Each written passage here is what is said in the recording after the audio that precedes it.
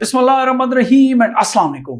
Welcome to Online Practical Academy. My name is Amir and today we are going to discuss instantaneous velocity and उसके बाद discuss करेंगे uniform velocity. My dear students, this is my MDCAT lecture number 8 of Force and Motion chapter. So let's start it instantaneous velocity. My dear students, इससे पहले हमने average velocity को काफी detail के साथ डिस्कस किया है। वहां पर हमने ये बात कही थी कि जो एवरेज वेलोसिटी है is actually equal to the total displacement divided by total time. लेकिन उस एवरेज वेलोसिटी में एक प्रॉब्लम थी, और वो प्रॉब्लम क्या है? वो प्रॉब्लम बेटा ये है कि average velocity does not tell us about the motion between the two points. Let's say ये कार यहां से लेकर यहां तक मोशन कर देता है, तो एवरेज वेलोसिटी हमें यह नहीं बता सकता कि इस पॉइंट पर इस गाड़ी की जो स्पीड है वो क्या होगी, इस पॉइंट पर स्पीड क्या होगी, इस पॉइंट पर स्पीड क्या होगी, इस पॉइंट पर क्या होगी, इस पॉइंट पर क्या होगी। एवरेज वेलोसिटी कभी भी आपको इनसाइड द जर्नी में हर एक पॉइंट पर स्पीड आपको नहीं बता सकता, आपको हमेशा ओवरऑल जर्नी के बारे में बताएगा। जिस तरह between the to point path may be straight or curve and the motion may be steady or variable. Average velocity आपको ये नहीं बता सकता कि जिस पाथ पर ये कार आया वो स्ट्रेट है या कर्व है। एवरेज वेलोसिटी आपको ये भी नहीं बता सकता कि आया जो मोशन हुई है वो कांस्टेंट मोशन थी या वेरिएबल थी, क्या था। एवरेज वेलोसिटी आपको कुछ भी नहीं बता सकता। That is the main reason that we introduce another velocity. That beautiful velocity is called instantaneous velocity. So the velocity of a body at any instant. जिस तरह यहाँ पर आप जरा देख ले, कार अभी स्लो है, कुछ टाइम के बाद वो स्पीड अप हो जाएगा।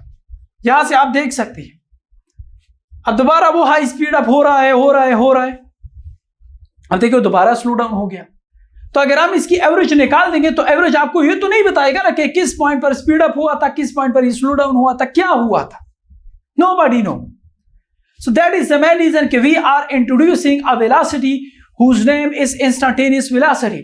Instantaneous velocity का मतलब क्या है कि अब velocity यहां पर मैं लिख देता हूं कि the velocity of a body at any instant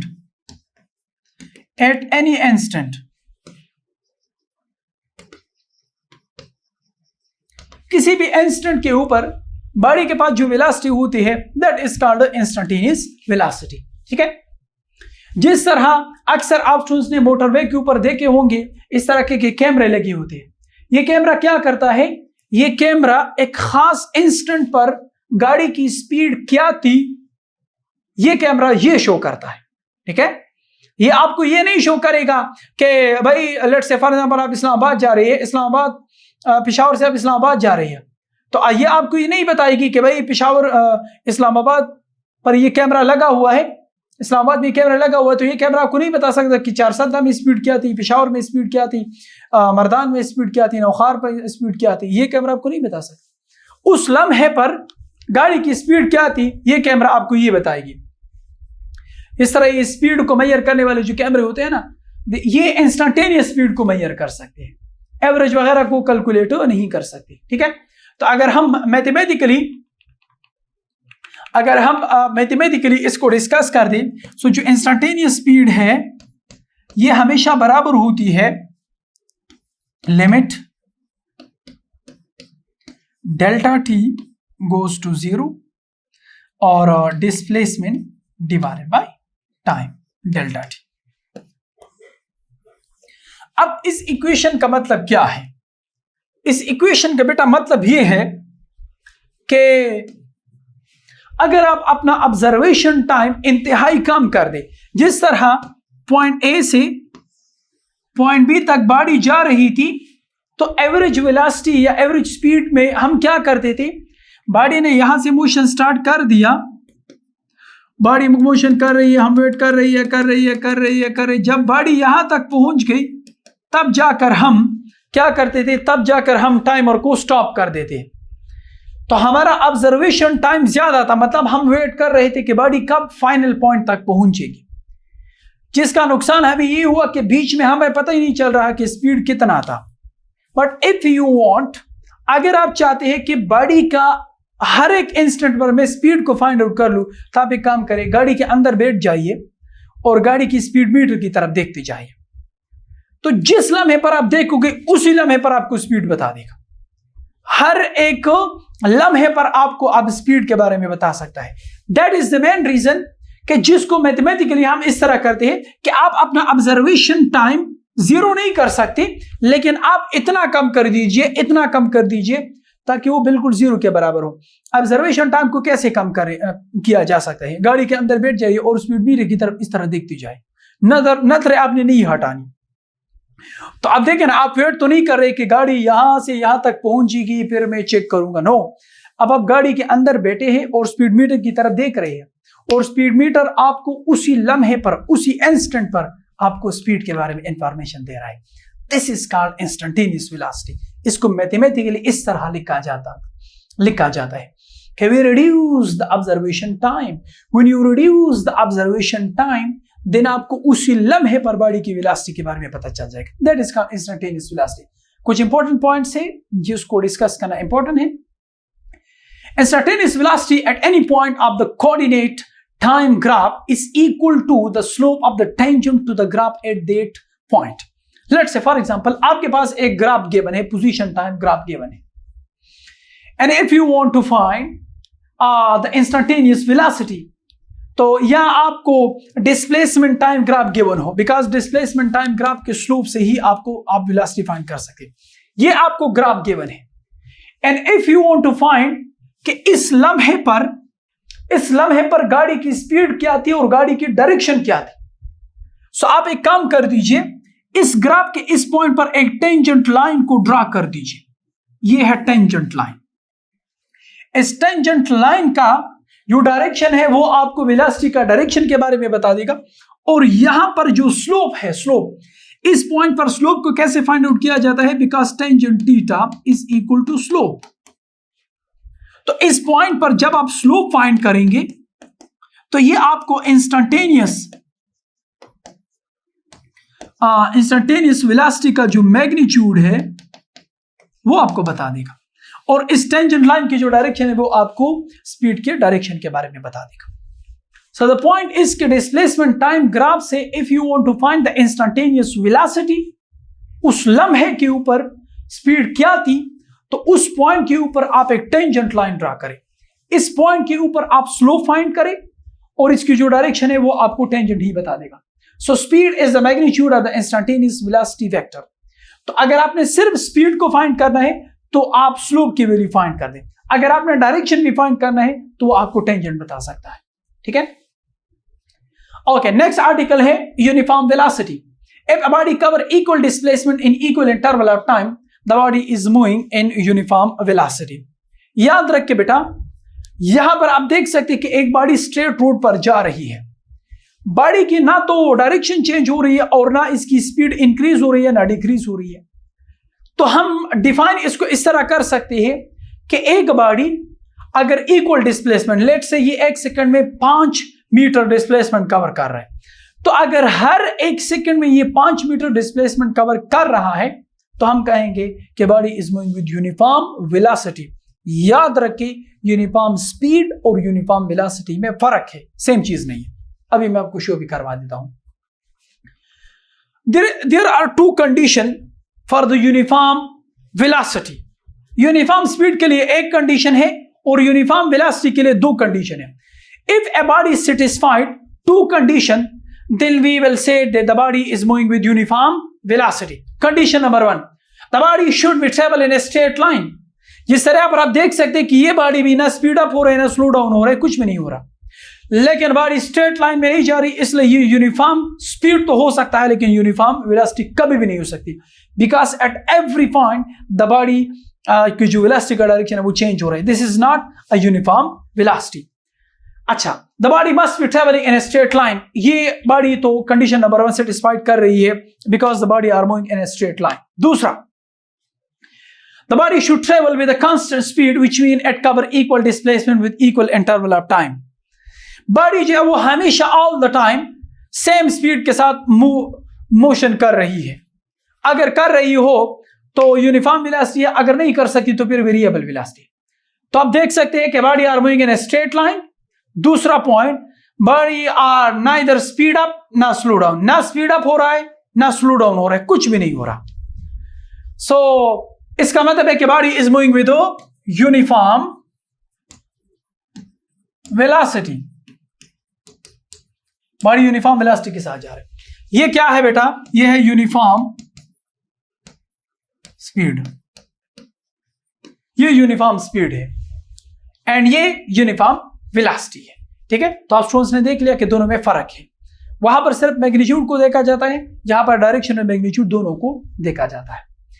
example, यहां पर आप देख सकते हैं कि एक कार्टून है जो कि स्ट्रेट लाइन में मोशन कर रहा है, ना स्पीड अप हो रहा है ना स्लो डाउन हो रहा है। वहां पर डॉग रनिंग कर रहा है, ना स्पीड अप हो रहा है ना स्लो डाउन हो रहा है, स्ट्रेट लाइन में जा रहा है। एरोप्लेन स्ट्रेट लाइन में जा रहा है, ना स्पीड अप हो रहा है ना स्लो डाउन हो रहा है, यूनिफॉर्म वेलोसिटी। ठीक है, इंपॉर्टेंट इंडिकेट पॉइंट्स है कि the magnitude and direction of velocity remain same throughout the journey. Whole journey में ना तो डायरेक्शन चेंज होगा ना मैग्नीट्यूड चेंज होगा। अगर ऐसा ना हुआ तो फिर वेरिएबल होगा, अगर ऐसा हुआ तो फिर यूनिफॉर्म होगा। दूसरा, magnitude of velocity is equal to the speed because in this case distance is equal to displacement. हमने स्टडी किया था कि when the body are moving in a straight line then displacement will always be equal to distance, यानी the magnitude of displacement and distance will always be equal. So अगर time same है, displacement और distance same है, तो magnitude of velocity will always be equal to the magnitude of the speed. Speed और velocity का जो magnitude होगा वो बिल्कुल same होगा। Next point है, the average velocity is equal to instantaneous velocity. मैंने पहले ही आप स्टूडेंट्स को बताया था कि अगर एक चीज चेंज नहीं हो रही, वेरिएबल है नहीं है, तो चेंज अगर वेरिएबल नहीं है, कांस्टेंट है, तो कांस्टेंट चीज का अगर आप एवरेज निकाल भी दोगे तो सेम रिजल्ट आएगा। मैं आपको एग्जांपल दे देता हूं। Let's say 10 plus 10 divided by 3, तो इससे 10 ही आएगा। 10 plus 10 plus 10 plus 10 divided by 4, ऐसे 10 ही आएगा। कांस्टेंट चीजों का अगर आप एवरेज निकाल भी दोगे तो सेम आएगा, बिकॉज वो चेंज ही नहीं हो रहा। तो इस सिनेरियो में एवरेज एंड इंस्टेंटेनियस वेलोसिटी हमेशा सेम होगी, बिकॉज वो चेंज नहीं हो रही, और चेंज नहीं हो रही तो फिर इसकी जो वो होगी वो हमेशा कांस्टेंट रहेगी। अच्छा, अब यहां पर आप देख सकते हैं कि बॉडी ना स्पीड अप हो रहा है ना स्लो डाउन हो रहा है। तो in that case the net force acting on the body is zero. ये मैं न्यूटन लॉज में भी इंशाल्लाह डिटेल के साथ टीच करवाऊंगा, तो ये मैं प्रैक्टिकली शो भी करवा दूंगा कि विदाउट फोर्स मोशन जो है वो बिल्कुल पॉसिबल है। तो if the body are moving in a straight line या if the body are moving with uniform velocity, तो इसके ऊपर जो नेट फोर्स होगा, ये याद रखें, नेट फोर्स जीरो होगा। If the net force are zero, then according to Newton's second law of motion, the acceleration will always be zero. Linear acceleration की बात हो रही है। So ये सारे MCQs points हैं कि in which scenario the net force acting on a body will be zero, uniform velocity. In which scenario the acceleration in a body will always be zero, that is uniform velocity. तो uniform velocity में net force zero है, अगर force zero है तो acceleration भी zero होगा। The simplest of all motion that we may come across in everyday life is uniform motion. Strictly speaking no motion is uniform. सबसे जो simplest motion है वो यूनिफॉर्म मोशन है, यानी यूनिफॉर्म वेलोसिटी वाला है। ठीक है, बिकॉज इसमें नेट फोर्स वगैरह सब कुछ जीरो होता है, कोई भी चीज चेंज नहीं हो रही, तो इसको स्टडी करना थोड़ा सिंपल होता है। The velocity of uniform motion is independent of the choice of origin of time interval. देखिए यहां अगर एक बॉडी सेम स्पीड के साथ जा रहा हो तो आप यहां से इसको चेक कर ले, यहां से वॉच कर ले, ओरिजिन से देख ले, यहां से देख ले, यहां से देख ले, कोई फर्क नहीं पड़ता। अब किसी भी वक्त इस वेलोसिटी को चेक कर ले, कार की स्पीड मीटर को चेक कर ले, उसका स्पीड मीटर हमेशा आपको सेम ही रीडिंग देगा। तो it is independent of time, ये time and frame of reference के ऊपर डिपेंड नहीं करता।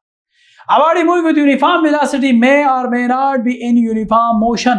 However, a body moving with uniform velocity is definitely in uniform motion. देखिए यहां पर एक कार है, वो यूनिफॉर्म स्पीड के साथ जा रहा है, लेकिन this is not a uniform motion. ये यूनिफॉर्म वेलोसिटी नहीं है। क्यों नहीं है? बिकॉज उसकी डायरेक्शन चेंज हो रही है।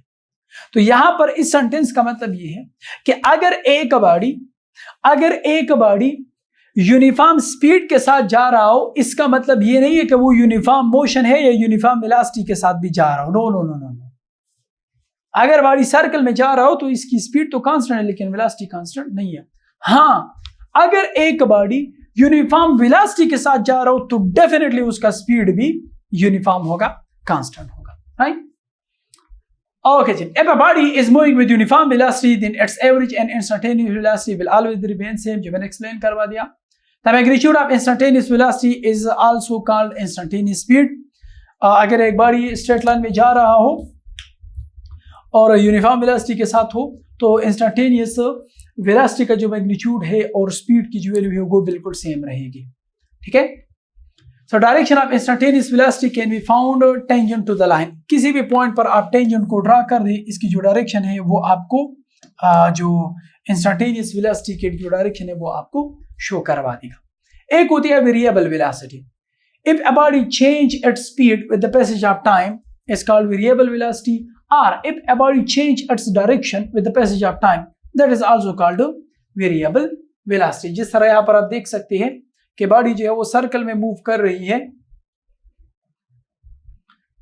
हाँ जी, यहां पर आप देखिए सर्कल में मूव कर रही है, वेरिएबल वेलोसिटी।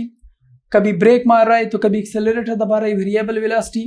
बॉडी सर्कल में मूव कर रही है, वेरिएबल वेलोसिटी। बॉडी ब्रेक मार रही है, variable velocity, right? So this was all about velocity and speed. अगर आज के लेक्चर को मैं समराइज कर दूं, आज की इस ब्यूटीफुल लेक्चर में हमने instantaneous velocity and uniform velocity and इसके बाद हमने वेरिएबल वेलोसिटी को डिटेल के साथ स्टडी कर लिया। ये कुछ कंसेप्चुअल पॉइंट्स थे जो समटाइम्स एमसीक्यूज में आपसे पूछे जा सकते हैं। आई होप आप स्टूडेंट्स को समझ आ चुका होगा। See you in the next class. अस्सलाम वालेकुम।